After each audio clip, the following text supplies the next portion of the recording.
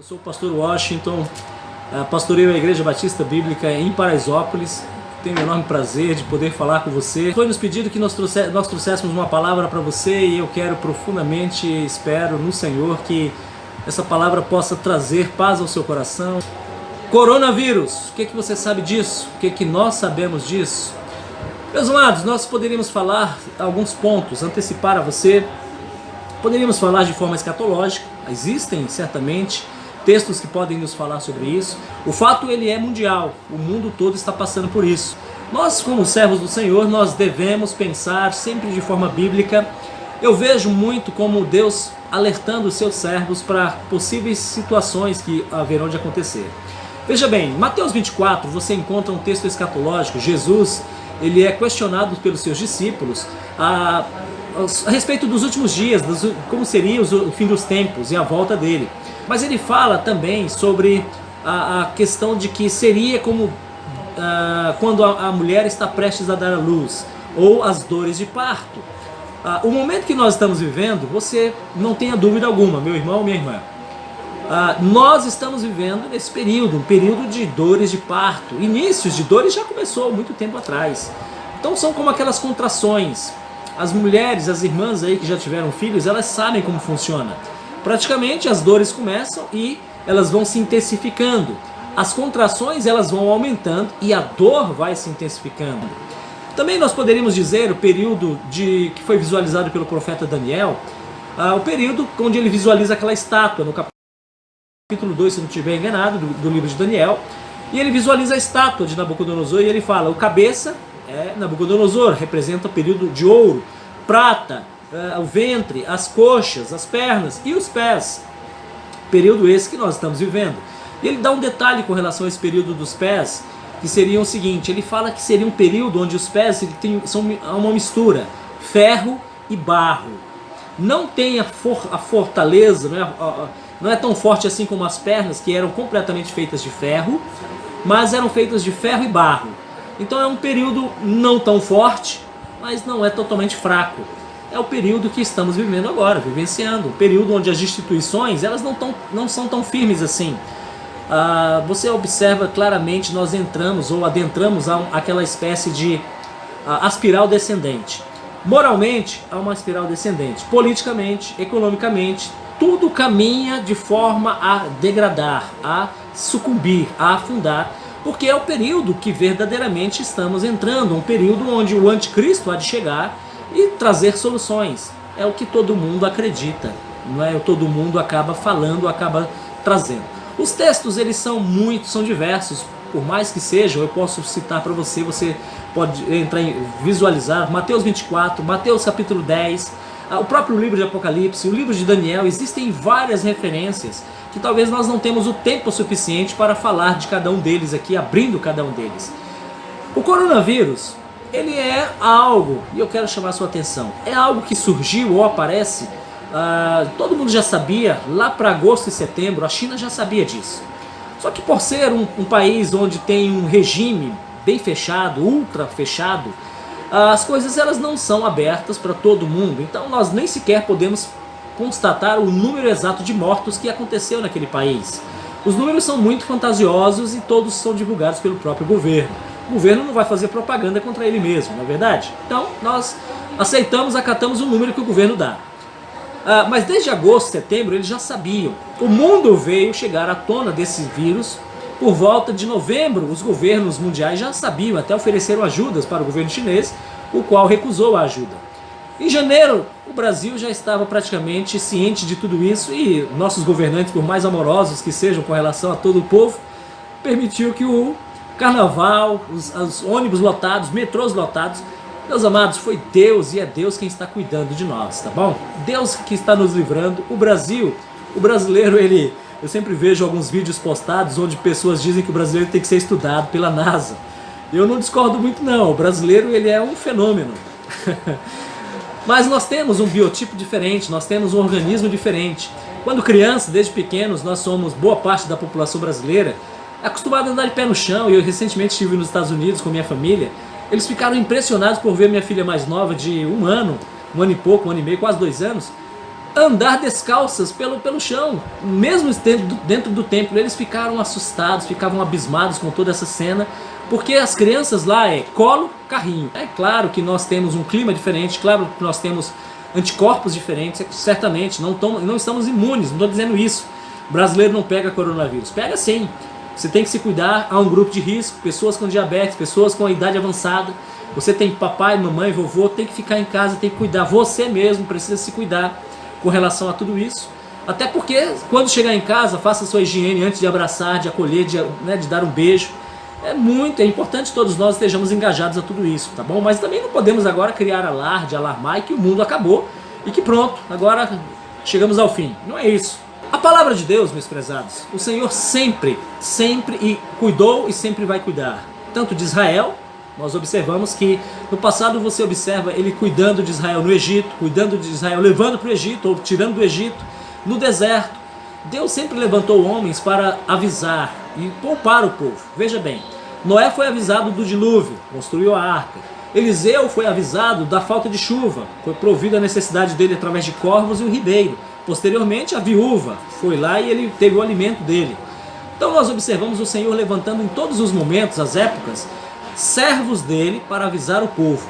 E, claro, Deus não fará nada sem que antes avise o seu povo do que há de fazer. Então, hoje nós observamos, e é isso que eu quero chamar a sua atenção, nas redes sociais, atente bem para o que está acontecendo. E é sobre isso que eu quero chamar a sua atenção. Não cabe a nós, como servos do Senhor, e eu falo de maneira geral para todos aqueles que me ouvem nesse momento, meus prezados, há um espírito faccioso nas redes sociais, promovendo dissensão no meio do povo de Deus, promovendo nitidamente uma separação. Calvinistas, arminianistas, pentecostais, não pentecostais, gente de tudo quanto é jeito, cheio do direito, cheio da razão, e cada um usando texto bíblico. Mas eu pergunto para você, quem é que está ganhando com tudo isso? De verdade, todo mundo está no mesmo barco. Olha, o corpo de Jesus, eu não posso dizer para você que são só os batistas, assembleianos, isso, aquilo, outro. Eu não vou defender placa de igreja nenhuma, não é para isso que Cristo me separou. O corpo é de Jesus, não é meu e nem seu, tá bom? E talvez, claro, evidentemente, eu não estou aqui que você se rebele contra o seu pastor, não é esse o objetivo, mas é contra esse espírito faccioso que está dividindo o povo de todo, de modo geral, tá bom? Nós não somos iguais, nós somos muito diferentes, nós iremos muitas vezes discordar de muitas coisas, mas uma coisa é certa. Veja em João capítulo 17, você vai encontrar o mestre, o nosso mestre, aquele que nós dizemos, eu amo Jesus, mas é esse Jesus que ora ao Pai dizendo assim, Pai, eu oro para que todos eles sejam um. Eu oro para que todos eles sejam um como eu sou contigo e tu és comigo. Não por estes apenas, mas por todos aqueles que haverão de crer em mim, que todos eles sejam um. Então, pensando na oração de Jesus, eu vejo muita gente desinteressada em obedecer a Jesus, até desacreditando a oração de Jesus. Eu creio plenamente que o Pai ouviu e deseja que sejamos um. Há muitos motivos para nós pensarmos iguais, irmãos. Você olha ao longo da história, a própria igreja ou o próprio povo, de modo geral, em todos os momentos, a humanidade. Você vê Jesus ao ser crucificado, os fariseus se uniram com os saduceus, discordavam em vários pontos, mas tiveram que se unir para ir contra Jesus. Você vê os reis, muitas vezes, tendo que fazer acordo com inimigos para combaterem contra outro adversário maior do que eles. Então, há situações no mundo que acabam unindo as pessoas. O que eu posso dizer para você é, nós temos muito mais situações que deveriam nos unir, muito mais questões que deveriam estar nos aproximando do que nos afastando. Nós não somos perfeitos. E ao levantar bandeira A, B, C, D, denominação, posições pessoais, defender questões são mais de verdade. Ao longo da história também se prova e se comprova isso. Muitos homens, servos do Senhor, levaram seus povos a se dividirem, a repartirem força. E olha, eu não vejo vontade de Deus, eu não vejo direção de Deus nenhuma. Eu vejo pelo contrário, eu vejo muito orgulho. Eu vejo muito separatismo, muito partidarismo, muito espírito faccioso, muito orgulho humano. Nada de condução do Espírito Santo. Olhe para a palavra de Deus e você vai encontrar no livro de Atos, capítulo 2, a igreja, o povo do Senhor ali unidos, todos concordemente. Está lá o texto claramente dizendo isso. Você vê a descida do Espírito Santo. Capítulo 3, eles usam o templo, vão para o templo em oração. Capítulo 4, 5, todos unidos, um só coração, um só desejo, um só espírito. Todo mundo sendo abençoado, muitas coisas acontecendo. a partir do capítulo 8, você observa, sabe o quê? Você vê o seguinte: surge uma perseguição contra a igreja. E ali todo mundo sai desesperado. Eles não têm mais acesso ao templo, eles não têm mais acesso à liberdade que eles tinham antes. Mas o texto nos mostra que todos não estavam se escondendo. Pelo contrário, eles começaram a pregação da palavra de Deus, anunciando de casa em casa, de porta em porta. Eles iam alegremente fazendo isso.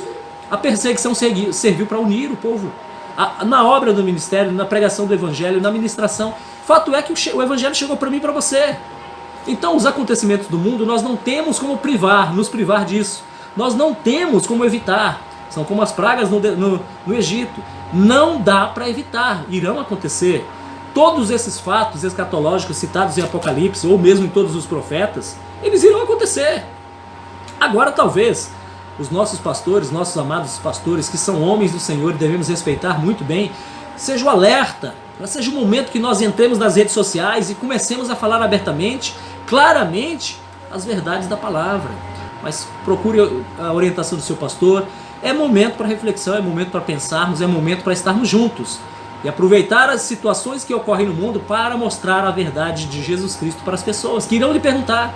O seu amigo de trabalho, o seu colega de trabalho, nesse momento, muitos irão perder o emprego. Você sabia disso? Talvez você mesmo já perdeu o seu emprego. Talvez, eu não sei. Alguns irão passar por escassez, fome, dificuldades. Mas, meus prezados, a própria Bíblia, a palavra de Deus já nos alertava sobre tudo isso.